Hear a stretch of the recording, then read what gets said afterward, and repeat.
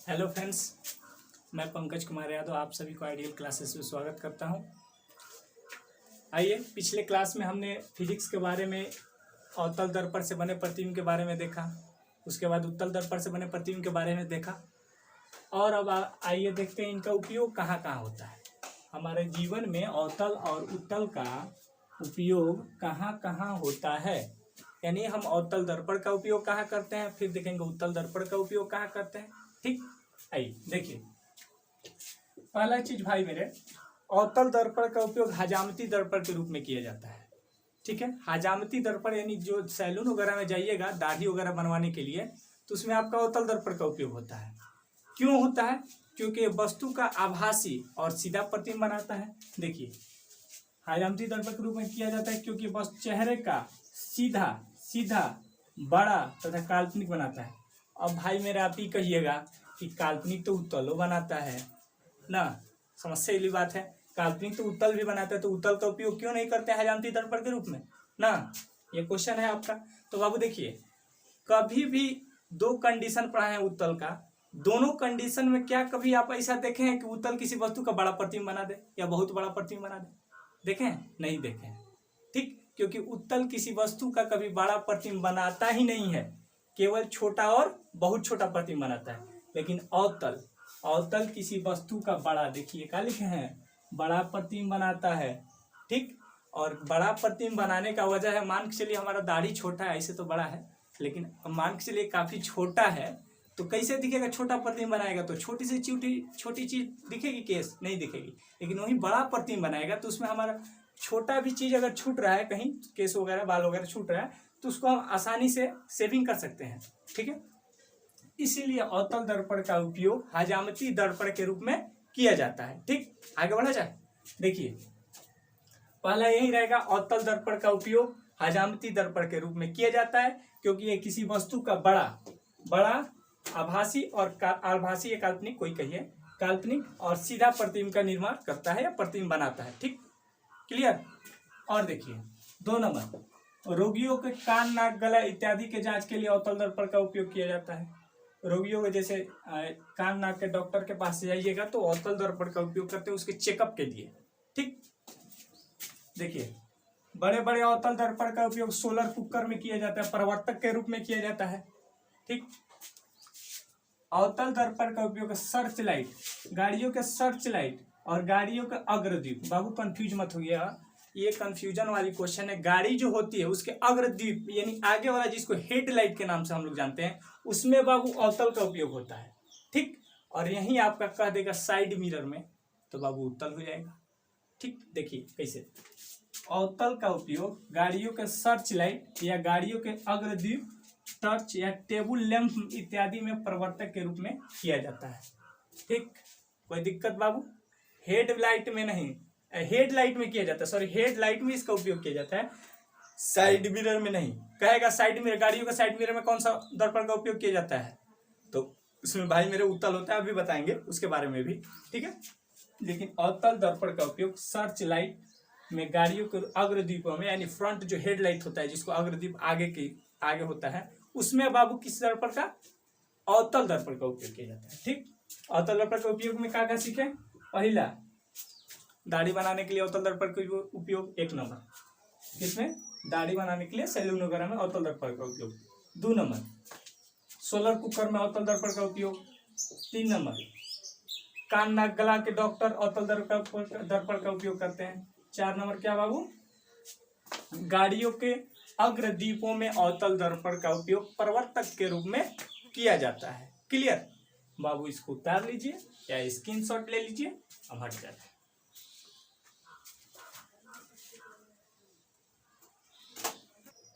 चलिए देखिए क्या बताए थे इससे पहले, उत्तल दर्पण का उपयोग बताए थे। ठीक, अब अवतल दर्पण का उपयोग देखते हैं। देखिए, पहला चीज बाबू अवतल दर्पण का उपयोग, इससे पहले उत्तल देखे थे, कंफ्यूज ना होइएगा। ठीक, उत्तल देखे थे, अब अवतल का उपयोग देखेंगे। अवतल दर्पण का उपयोग देखिए, आपको बताए थे अवतल दर्पण का उपयोग सड़क या गली में स्ट्रीट लाइट।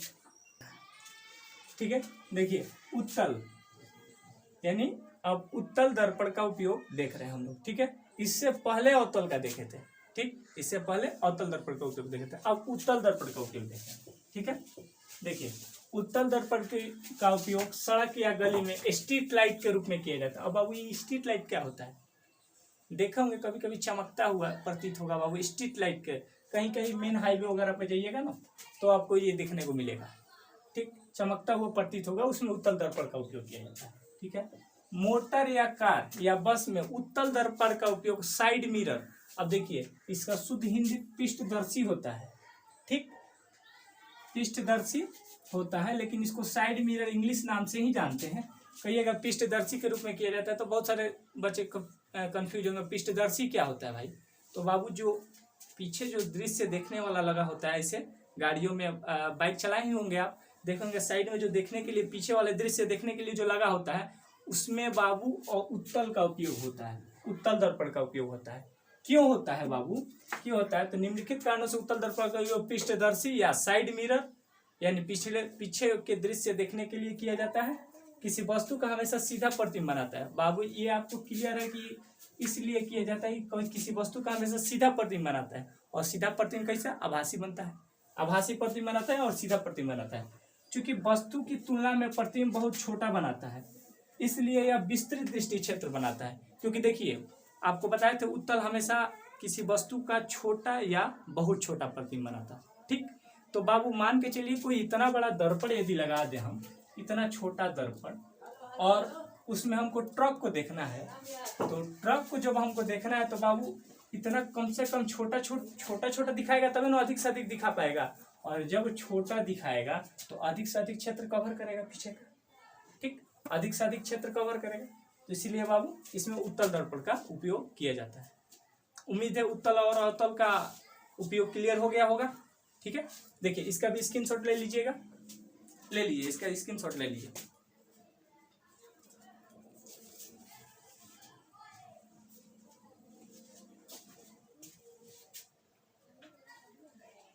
ठीक है, मिटा दें। देखिए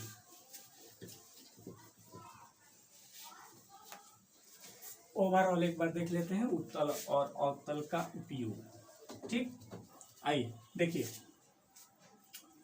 अवतल, क्या अवतल का दर्पण चल रहा है तो दर्पण है ना। ठीक है, अवतल एक नंबर बाबू, अवतल का उपयोग कहाँ किया जाता है, दाढ़ी बनाने के लिए अवतल दर्पण का उपयोग किया जाता है। ठीक है, सैलूनों में या दाढ़ी बनाने के लिए अवतल दर्पण का उपयोग किया जाता है, एक नंबर। दो नंबर क्या होता है भाई मेरे, दो नंबर बोलिए, दो नंबर होता है भाई मेरे कि अवतल दर्पण का उपयोग गाड़ियों को हेडलाइट के रूप में किया जाता है। हेडलाइट, कंफ्यूज मत होइएगा। आइए इधर उत्तल भी लिख देते हैं, उत्तल। उत्तल का उपयोग बाबू, उत्तल का उपयोग पिछले वाले दृश्य यानी साइड मिरर के रूप में किया जाता है, साइड मिरर के रूप में, साइड मिरर के रूप में। लेकिन वहीं अवतल का उपयोग हेडलाइट के रूप में किया जाता है, हेडलाइट, जिसको हिंदी में अग्रदीप बोलते हैं, अग्रदीप के रूप में किया जाता है। ठीक, और यही इसका उपयोग साइड मिरर के रूप में किया जाता है। ठीक, थोड़ा सा इंक डाल दिया जाए।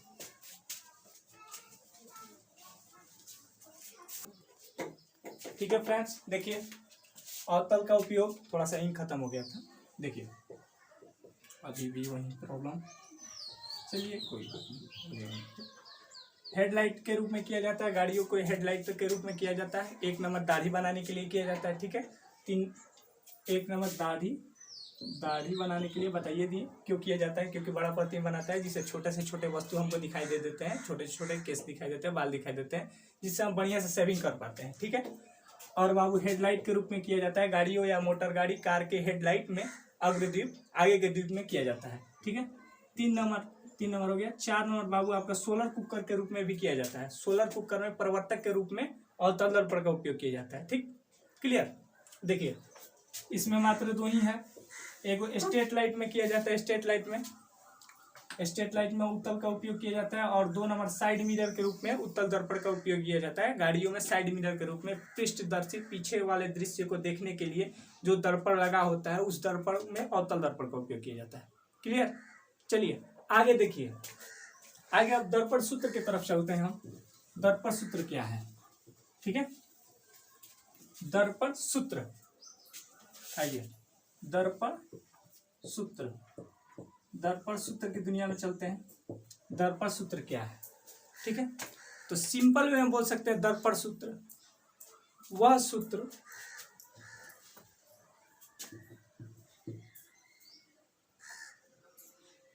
दर्पण सूत्र क्या है, देखिए नोट कर लीजिएगा इसको। देखिए कह सकते हैं वह सूत्र जो वस्तु दूरी u, दर्पण में वस्तु दूरी u एवं प्रतिबिंब दूरी v तथा फोकस दूरी f के बीच जो संबंध स्थापित करता है।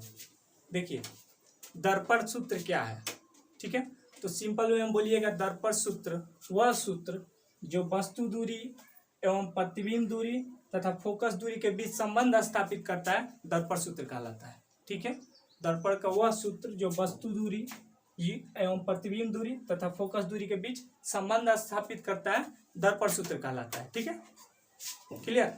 दर्पण सूत्र में वस्तु दूरी को बाबू u से सूचित करते हैं, प्रतिबिंब दूरी को v से सूचित करते हैं तथा फोकस दूरी को f से सूचित किया जाता है। ठीक, अब बाबू होता क्या है दर्पण सूत्र 1/v plus 1/u equal to क्या 1/f, ये बाबू आपका दर्पण सूत्र है। ठीक है, वह सूत्र जो वस्तु दूरी u प्रतिबिंब दूरी v तथा फोकस दूरी f के बीच संबंध स्थापित करे या संबंध बताए, दर्पण सूत्र कहलाता है। दर्पण सूत्र बराबर 1/v प्लस 1/u बराबर 1/f होता है। ठीक, क्लियर। 1/v क्या है, 1v क्या है, नोट कर लीजिएगा, दर्पण सूत्र लिखे देंगे।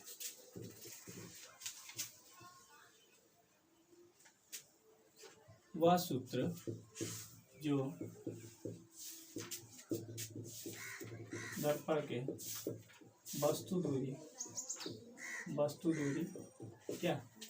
दूरी यानी ब्रैकेट में u डाल दीजिएगा, वस्तु दूरी u प्रतिबिंब दूरी v एवं फोकस दूरी f के बीच संबंध स्थापित करता है।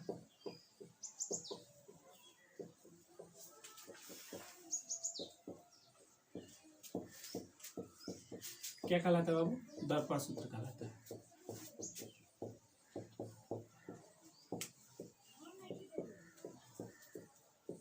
ठीक है, वह सूत्र जो दर्पण के लिए वस्तु दूरी u, प्रतिबिंब दूरी v तथा फोकस दूरी f के बीच संबंध स्थापित करता है, क्या कहलाता है, दर्पण सूत्र कहलाता है। ये कौन सा संबंध स्थापित करता है, देखिए 1/v plus 1/u equal to क्या 1/f, यही है बाबू आपका दर्पण सूत्र। इसको सिद्ध भी कराएंगे, ये आया कहाँ से।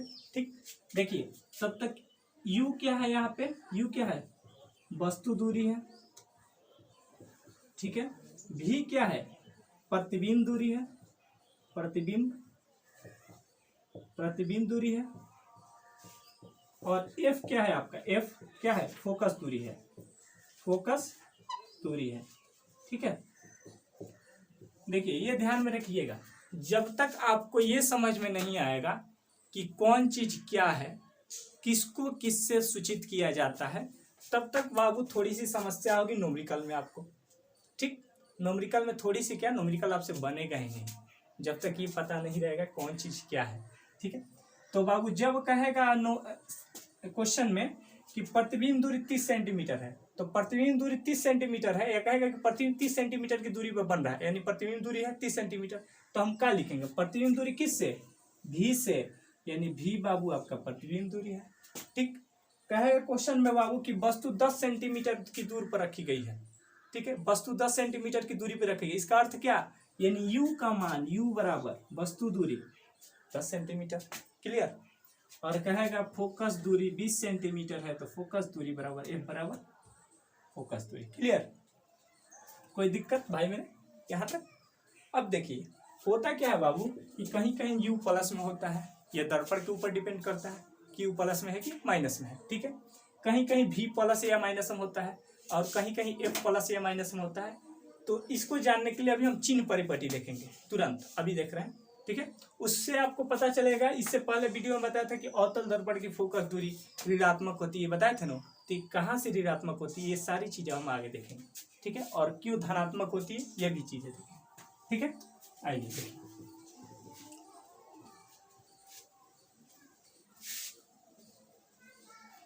देखिए आपको बताए थे ग्राफ, तो आप लोग पढ़े ही होंगे, ठीक है। ग्राफ मैथ में पढ़े होंगे।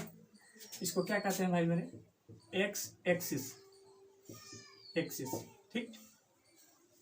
और इसको क्या कहते हैं, वाई एक्सिस कहते हैं ना जी।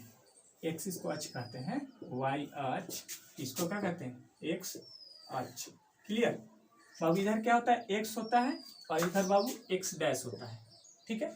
मान के चलिए यहाँ पे जीरो है, यहाँ पे जीरो है, और जीरो से हम आगे बढ़ रहे हैं, यहाँ पे हम खड़े हैं, जहाँ जीरो है तहाँ खड़े हैं, ठीक है। यहाँ से हम आगे बढ़ रहे हैं, एक दो तीन प्लस में बढ़ रहे हैं, और यहाँ से हम पीछे जा रहे हैं तो माइनस टेक कर जा रहे हैं ना, माइनस जा रहे हैं, ठीक है। यहाँ यदि जीरो है तो बाबू ये आपका होता है 1 2 प्लस में 3 4, ये बराबर बराबर दूरियाँ होती हैं 5, ठीक। ये होता है 1 2 3 4 डॉट डॉट इन्फिनिटी तक जाता है, ये बाबू आपका माइनस में होता है, ठीक। क्लियर। देखिए अभी हम मान के चलिए जमीन पे खड़े हैं, इसके नीचे जाएंगे तो माइनस में हो जाएंगे, और इसके ऊपर जाएंगे तो प्लस में, यानी यहाँ से जीरो से नीचे जाइएगा तो माइनस, ऊपर जाइएगा तो प्लस, ठीक। तो -1 -2 -3 -4 डॉट डॉट, ये वाई होता है, वाई डैश होता है, और 1 2 3 4 ये वाई होता है सिंपल, ठीक। जिधर डैश रहता है वो माइनस होता है, ठीक। ये तो आप पहले से जानते थे, मैथ पढ़े होंगे बढ़िया से, ठीक है, ये जानते होंगे। अब हमको जरा सा ये बताइए कि यहाँ पे कोई हम बस दर्पण रख दें, मान के चलिए, और पहले दर्पण रख दें। क्लियर। कहाँ पे रखे हैं बाबू, ये ओरिजिन होता है, जहाँ ओरिजिन होता है जिसको मूल बिंदु के नाम से जानते हैं, ये 0,0 होता है मूल बिंदु का निर्देशांक। वहाँ पे यदि कोई हम दर्पण रख दें, अवतल दर्पण रख दिए, कौन दर्पण, अवतल दर्पण, ध्यान से समझिएगा भाई मेरे। देखिए अवतल दर्पण रख दिए, तो बाबू देखिए अवतल दर्पण रख दिए। जब यहाँ पे हम अवतल दर्पण रखेंगे तो बाबू जो हमारे मैथ में एक्स एक्सिस का काम कर रहा है, एक्स अक्ष का काम कर रहा है, वो हमारे फिजिक्स में किस चीज का काम करने लगेगा, इका होता है। आपको कई बार समझाया, इका होता है प्रधान अक्ष। अभी काम करने लगेंगे किन का, प्रधान अक्ष का। तो ये बाबू ये एक्स एक्सिस जो है अब हमारा काम करने लगेगा प्रधान अक्ष का, ठीक। यानी एक्स कोमा एक्स डैश, यानी एक्स डैश कोमा एक्स क्या काम करेगा, अब प्रधान अक्ष का काम करने लगेगा। क्लियर। जब ये प्रधान अक्ष का काम करने लगेगा तो बाबू वस्तु बताइए, वस्तु हम कभी इधर न रखते थे, दर्पण के सामने ही ना वस्तु रखते थे कभी हम, कि दर्पण के पीछे रखते थे। कभी इधर देखें कि इधर हम वस्तु रख दिए, 6 कंडीशन बताएं, कभी देखें इधर हम वस्तु रख दी। हाँ, प्रतिबिंब इधर बनता था, लेकिन वस्तु सभी वस्तुएं हम इधर रखते थे, ठीक। तो बाबू बताइए आप ही, रुकिए 1 मिनट, थोड़ा सा बढ़िया से कर लो, ज्यादा हो गया।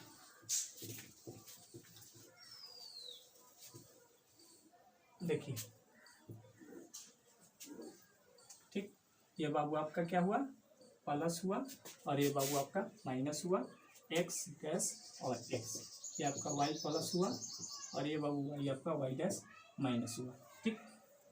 अब यहाँ पर बताइए, ये बाबू आपका मूल बिंदु है जिसका निर्देशांक होता है 0,0।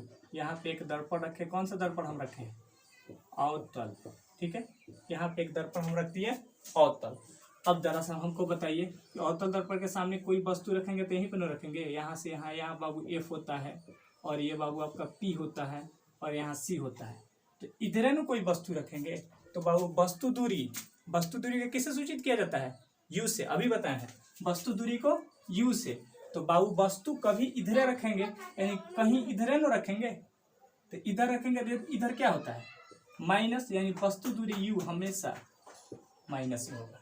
दर्पण कोई भी हो, वस्तु दूरी हमेशा यू माइनस में होगा। कहाँ से होगा, क्योंकि वस्तु हमेशा दर्पण के सामने रखते हैं, और दर्पण यहाँ पे रखेंगे तो इस ग्राफ में हमारा हमेशा माइनस होता है, ठीक। क्लियर। अब देखिए अवतल दर्पण है तो प्रतिबिंब फोकस दूरी इसका किधर है, फोकस दूरी यहीं पर सामने है, तो फोकस दूरी क्या होगा, हमेशा माइनस। दर्पण कौन है? अवतल। क्लियर? ठीक है, फोकस दूरी क्यों माइनस हुआ? ग्राफ पर रखकर देख लीजिए इसको। यहाँ ये जो मूल बिंदु है 0,0 जिसका निर्देशांक होता है, ये हमारा काम कर रहा है अब ध्रुव का। ठीक है, ध्रुव का काम कर रहा है। सभी दूरियां दर्पण के ध्रुव से मापी जाती है। क्वेश्चन पूछता है ऑब्जेक्टिव में, सभी दूरियां दर्पण के कहाँ से मापी जाती है? तो सभी दूरियां दर्पण के ध्रुव से मापी जाती है। ठीक, ध्रुव से मापी जाती है। और एफ इधरे होता है, ध्रुव और फोकस के बीच की दूरी को फोकस दूरी कहते हैं, यानी एफ यहाँ पे होता है। तो एफ दर्पण के सामने होता है, तो सामने होता है तो क्या? माइनस। क्लियर? अब भी का बात करें, प्रतिबिंब कहाँ बनता है? तो बाबू अवतल दर्पण के 6 कंडीशन में देखे थे कि एक कंडीशन में प्रतिबिंब दर्पण के पीछे बन रहा था। ठीक, एक कंडीशन में प्रतिबिंब दर्पण के पीछे बन रहा था, बाकी 5 कंडीशन में बाबू प्रतिबिंब दर्पण के सामने बन रहा था। तो जब प्रतिबिंब इधर बनेगा तो भी क्या होगा? प्लस में होगा।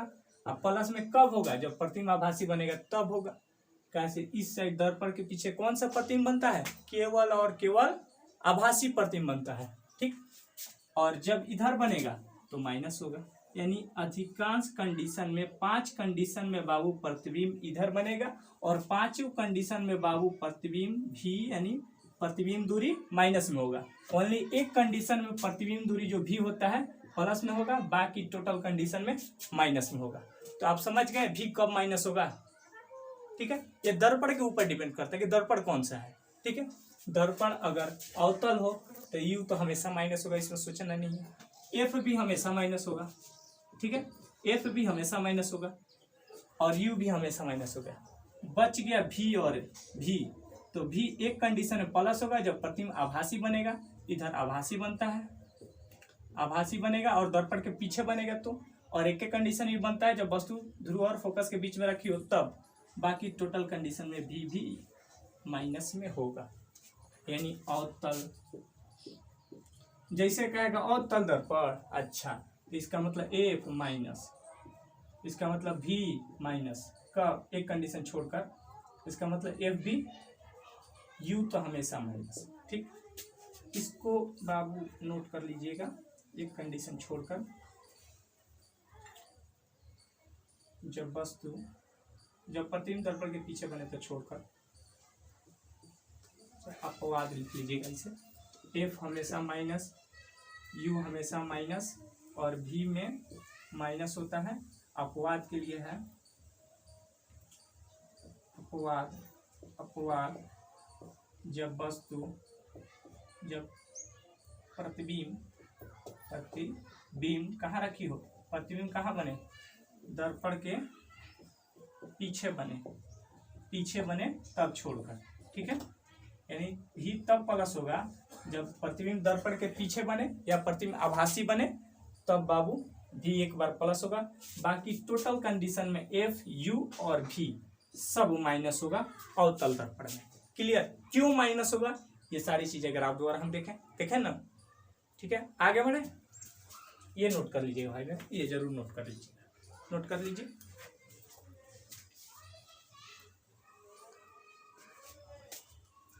ठीक है, मिटा दें। चलिए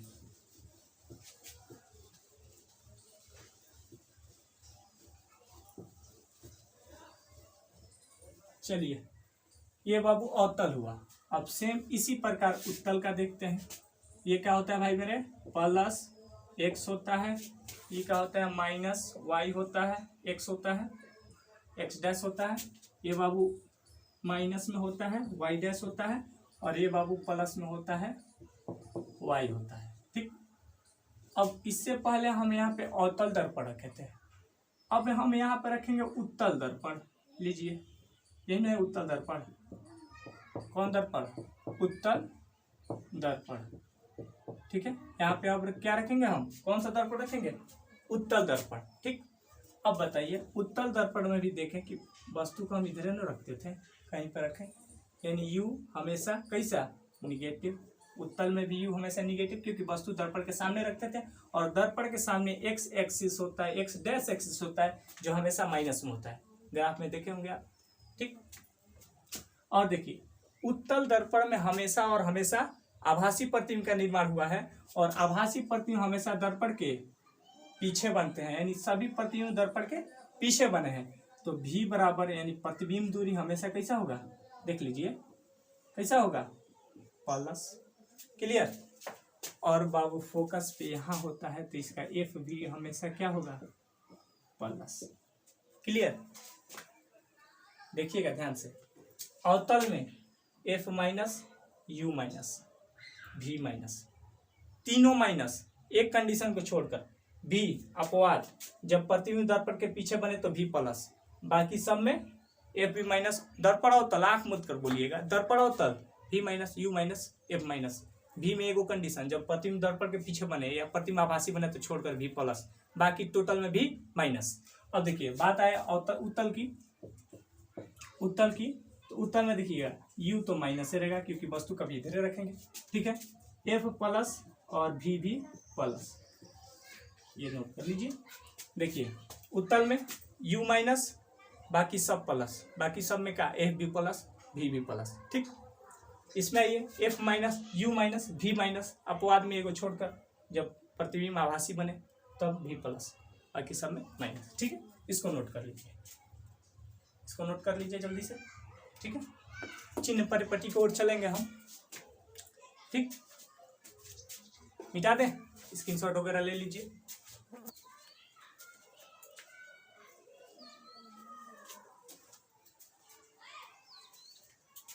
स्क्रीनशॉट ले लिए, चलिए मिटा दें।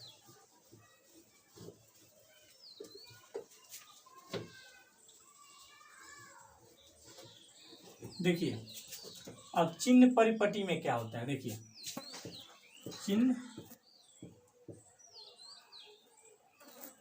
परिपाटी, परिपाटी होता है, चिन्ह परिपाटी, ठीक। चिन्ह परिपाटी, ठीक है। आपका हेडिंग क्या रहेगा, चिन्ह परिपाटी, ठीक। अब देखिए चिन्ह परिपाटी में वही चीज हमको समझना है जो ग्राफ द्वारा अभी समझे हम, ठीक। ये आपका क्या हुआ, प्लस हुआ, ये आपका क्या हुआ, माइनस हुआ, ये माइनस हुआ, और ये आपका प्लस हुआ, ठीक। ये x, ये x डैश, ये y, ये y डैश। क्लियर। अब देखिए कभी भी हम कोई भी दर्पण रखे यहाँ पे, सभी दर्पण में देखिए पहला क्वेश्चन चिन्ह परिपटी में यही देता है कि सभी दूरियां दर्पण के कहाँ से मापी जाती है, सभी दूरियां दर्पण के ध्रुव से मापी जाती है, सभी दूरियां दर्पण के ध्रुव से मापी जाती है। और प्रकाश किरण इधरे से न आती है, प्रकाश किरण कभी इधरे से न आती है, तो अब आती हुई प्रकाश किरण, आपतित प्रकाश की दिशा किधर है, इधर, यानी दिशा तो इधर इंडिकेट कर रहा है। तो ऐसे कह सकते हैं हम आपतित प्रकाश की दिशा में, आपतित प्रकाश की दिशा में, आपतित प्रकाश की दिशा इधर इंडिकेट कर रहा है, आपतित प्रकाश की दिशा में मापी गई सभी दूरियां क्या होती है, धनात्मक होती है। क्लियर। 2 नंबर देखिए, आपतित प्रकाश की दिशा में मापी गई सभी दूरियां धनात्मक होती है, और आपतित प्रकाश के विपरीत दिशा में, विपरीत मतलब उल्टा, ये हुआ, तो इधर हम कितना दूर जाएंगे क्या प्लस हमको मिलेगा क्या, कभी नहीं मिलेगा, माइनस से मिलता जाएगा, और इधर आएंगे इधर इधर तो प्लस मिल जाएगा, ठीक है। तो कहेंगे आपतित प्रकाश की दिशा में मापी गई दूरियां धनात्मक होती है, और आपतित प्रकाश के विपरीत दिशा में, विपरीत ही है ना, है विपरीत मतलब उल्टा, आपतित प्रकाश के विपरीत दिशा में मापी गई सभी दूरियां क्या होती है, ऋणात्मक होती है, ठीक। क्लियर।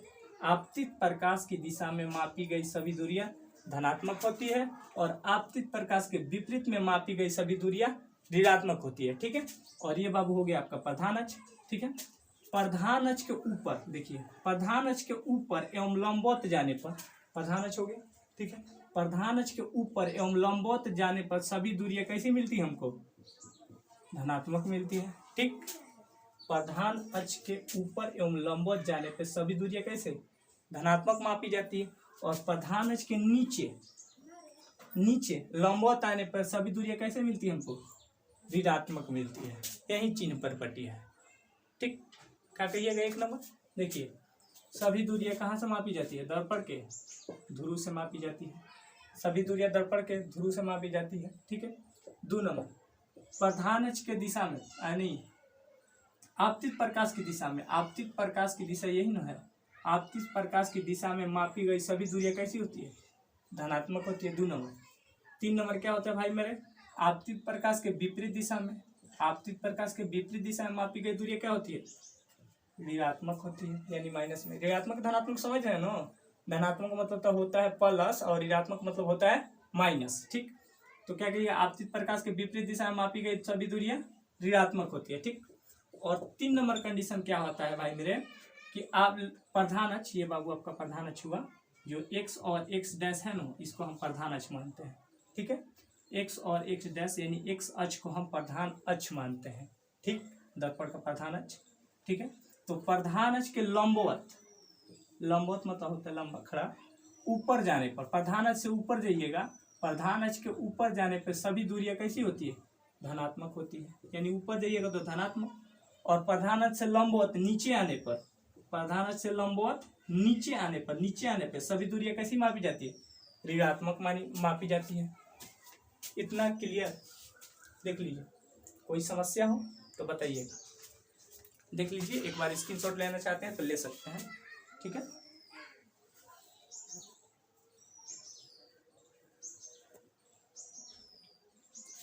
ऐसे भी कह सकते हैं बाबू, ये मूल बिंदु है ना, तो मूल बिंदु से इधर होता है दाएं, इधर होता है बाएं, तो ऐसे भी कह सकते हैं मूल बिंदु से दाएं जाने पर, मूल बिंदु से दाएं जाने पर क्या प्लस पॉजिटिव दूरियां होती हैं, और मूल बिंदु से बाएं आने पर क्या निगेटिव होती है, यानी माइनस में होती है। ठीक, नोट कीजिएगा, स्क्रीनशॉट लीजिएगा तो ले सकते हैं।